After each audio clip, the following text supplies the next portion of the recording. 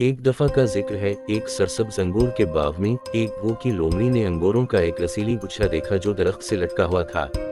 इसके मुंह में पानी आ गया। लोमड़ी ने अंगूर तक पहुंचने की कोशिश की लेकिन वो उन तक नहीं पहुंच सकी। बेखौफ लोमड़ी ने बार बार कोशिश की, लेकिन अंगूर इसकी गिरफ्त से बिल्कुल बाहर रहे। आखिरकार एक झुंझलाहट के साथ लोमड़ी ने ऐलान किया, वो अंगूर वैसे भी खट्टे हैं, मैं इन्हें मजीद नहीं चाहती। जैसे ही वो चला गई, करीब के दरख्त पर बैठे एक अक्लमंद गोरेलो ने आवाज दी, मेरी प्यारी लोमड़ी, तुम खट्टे अंगूर के सिंड्रोम का एक क्लासिक केस दिखा रहे हवी। लोमड़ी परेशान नजर आ रहा थी। क्या मतलब? उन्होंने वजाहत की, जब हम अपनी मतलूबा चीज हासिल नहीं कर पाते हैं तो हम अक्सर अपने आप को ये बावर कराते हैं कि ये पहली जगह हासिल करने के काबिल नहीं है। ये मायूसी से निपटने का एक तरीका है, लेकिन ये हमारी सलाहियत को भी महदूद कर सकता है और हमें खोने का बायस बन सकता है।